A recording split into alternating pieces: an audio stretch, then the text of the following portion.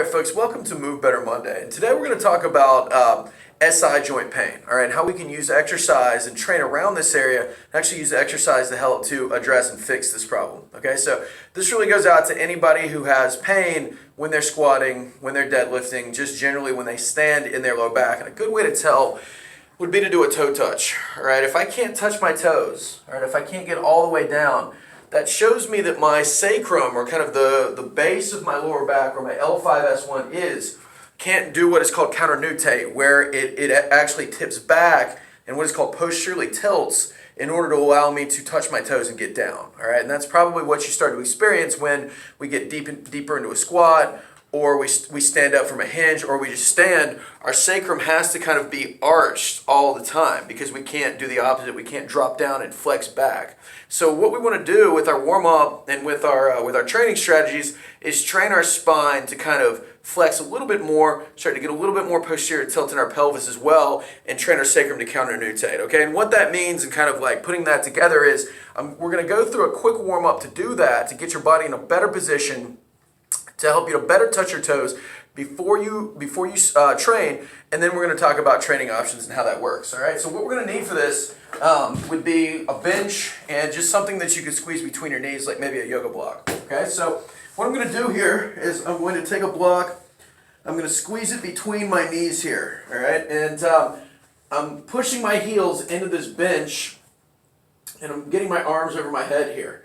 All right, what I'm doing is I'm driving my heels into the bench and trying to feel my hamstrings, okay, the back of my legs. These muscles are going to help to put our pelvis in the right position. I'm going to drive my knees together, sort of like that, like a bad dance move. If I'm doing it on like that, it's like kind of that motion there, into the block. And I'm just really reaching for the wall behind me to get my shoulder blades off the ground, all right? Hips are slightly off the ground, holding in this spot. I'm going to take a deep breath in through my nose. I'm going to exhale and reach. Again, deep breath in, exhale, and as I reach, I'm driving my heels into the ground, I'm pushing my knees together, and I'm just tipping my back off the ground slightly. Okay, so again, back is in the ground, hips are slightly off the ground, so I can just kind of put my little finger under my pelvis right here. That's helping to put our body or our pelvis in a better position. Again, I'm taking a deep breath in, I'm exhaling and reaching. And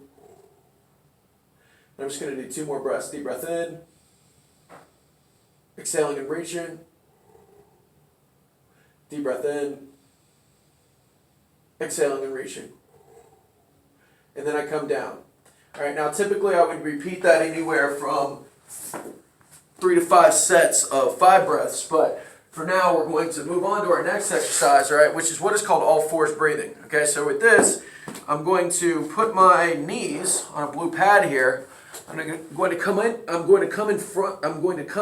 a position as if I'm doing a plank. Okay, so in this position, I'm going to move a little bit closer to the camera so you can see what I'm doing. I'm pushing my shoulder blades apart as much as I possibly can. All right, I'm trying to really push my rib cage back so it's in line with my pelvis. All right, so in this position, again, shoulder blades are apart, and I'm actually trying to pull my elbows down towards my waist. All right, so I'm kind of pushing apart and pulling down. And I want to keep my shoulder blades apart the whole time.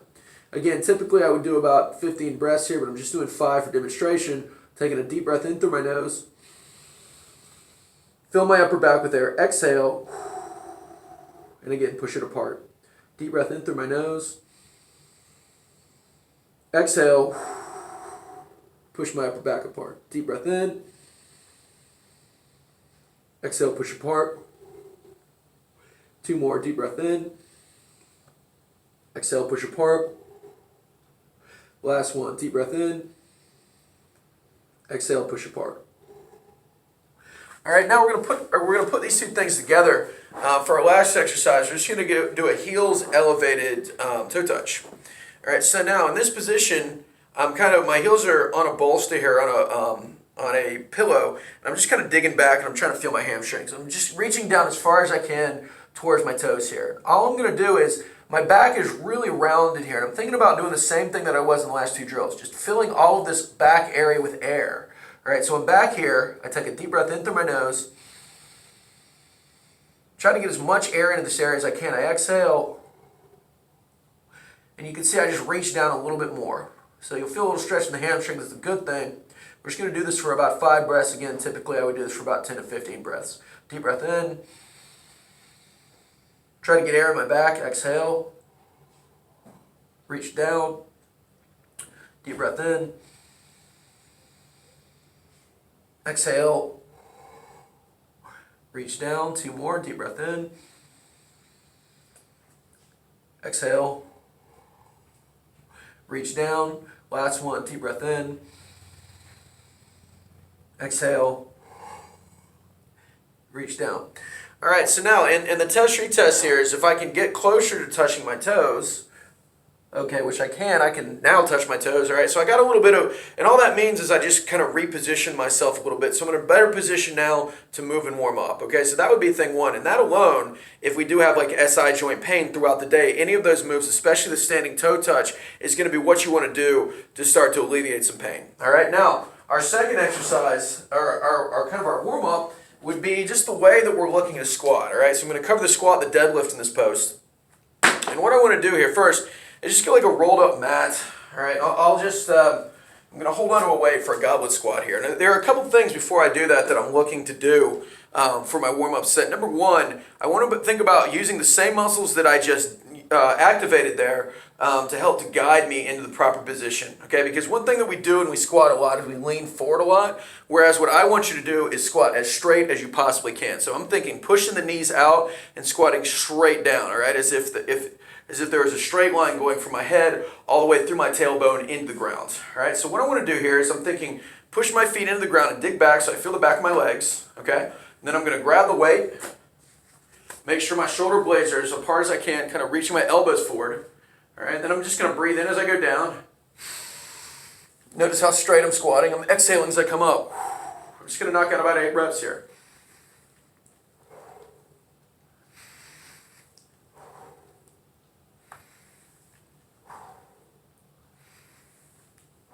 A couple more.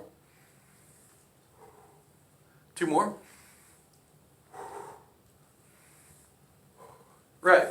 So now it's kind of moving on to squatting itself. All right. When we're dealing with this kind of issue, all right, one of the things that I want you to think about is from just a training perspective, if I put a barbell on my back, what tends to happen is as I do, like for example, a back squat, I have to lean forward because the barbell is compressing me, kind of putting me into the position that is causing me pain. All right. Doesn't make as much sense. Whereas an exercise like a front squat where I'm getting the barbell on my front, okay, and I squat, okay, again, just by nature, the barbell is pulling me into a much straighter position here, okay? So now, if you can't get your elbows up, certainly a goblet squat with a heavier dumbbell is a good alternative. A California-style front squat grip is also a good alternative. And just generally elevating the heels while you do that helps you to squat even straighter, okay? So training options there.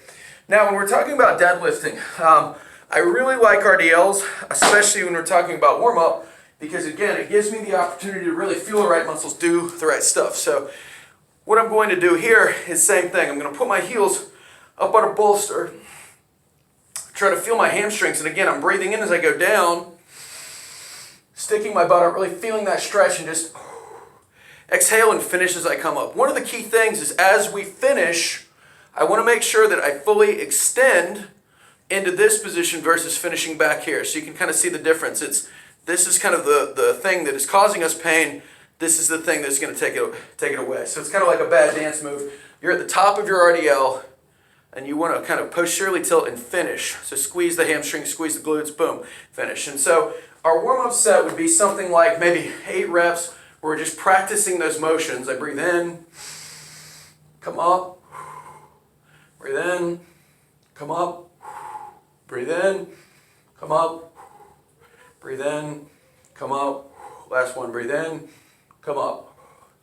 And then from a training perspective, alternatives for you would be not exceeding the range of motion, right? Pulling from the floor is cool, but again, if you look at the position that I get into, very similar to the bottom of a back squat, all right? So some alternatives that we have are RDLs because they allow me to control my position to what doesn't hurt, as well as rack pulls where I could use a trap bar, or I could use a barbell to where I'm just pulling from a lesser range of motion, okay? So something like pulling from, the rack on a barbell, something like this certainly works.